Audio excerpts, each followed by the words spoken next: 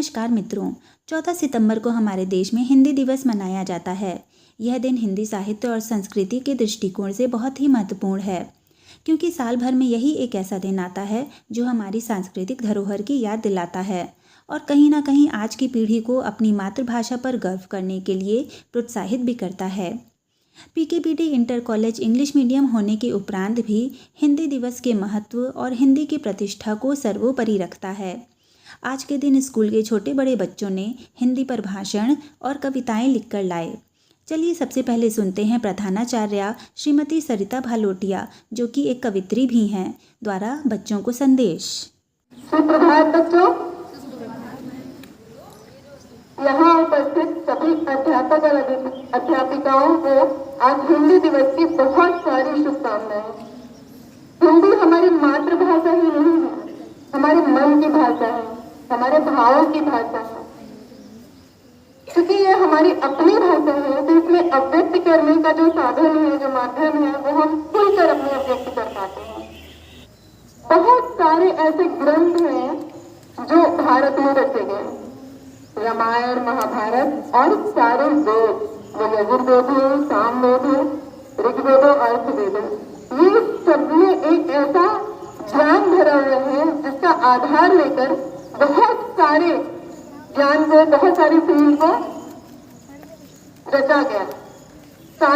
क्या साइंस हिंदी में नहीं पढ़ी जा सकती? विज्ञान हिंदी में नहीं रचा जा सकता? या गणित हिंदी में नहीं बात की जा सकती? या सामाजिक विज्ञान की बात नहीं की जा सकती? आप एसएसटी पढ़ते हो, क्या उसकी बात, भले ही माध्यम हो अंग्रेजी, लेकिन बात क्योंकि भारत की है तो हिंदी में भी की जा सकती है। इससे इनकार नहीं किया जा सकता कि ज्ञान को अर्जित करने के लिए भाषा माध्यम नहीं है, उसके लिए भाषा विशेष होना जरूरी नहीं है। सिर्फ जरूरी है आपके मस्तिष्क के द्वार को खुलना।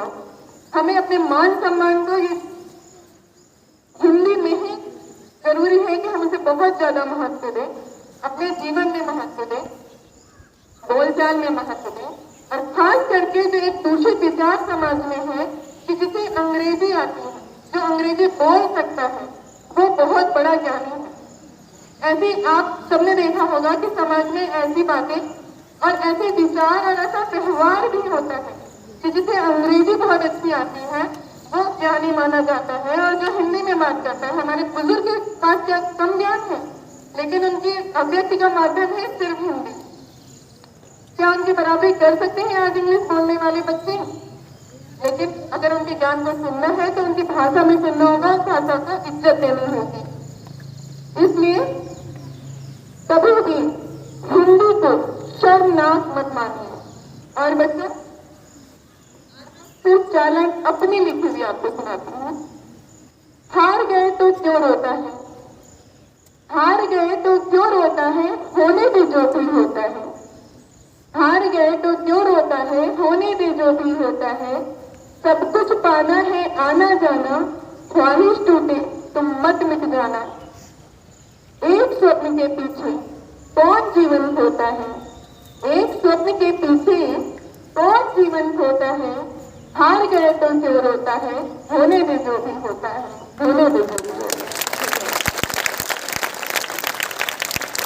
हिंदी भाषा ने स्वतंत्रता आंदोलन में भी अपनी महत्वपूर्ण भूमिका निभाई थी, क्योंकि उसके पहले कुछ पत्रिकाएं अन्य भाषाओं में प्रकाशित होती थी, लेकिन जब कुछ कवियों को लगा कि जो अन्य भाषाएं में पत्रिकाएं हमारी जा रही हैं वो लोगों को उतना जागरूक नहीं कर पा रही है, इसलिए हिंदी में भी लोगों ने अपने विचार जनता तक पहुंचाने का कार्य किए।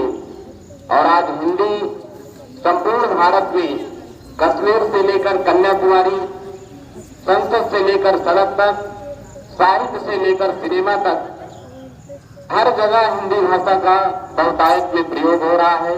तो हिंदी क्या है, चार पंक्तियां आपको हम सुनाएंगे। जिस भाषा में प्रेम पिता का मातृ हृदय की ममता हो, जिस भाषा में प्रेम पिता का मातृ हृदय की ममता हो, जिस भाषा में सभी भावों को व्यक्त करने की क्षमता हो। और जो भाषा अब अखिल विश्व में बोली समझी जाती है, वह भारत की जनप्रिय भाषा माँ हिंदी कहलाती है, माँ हिंदी कहलाती है।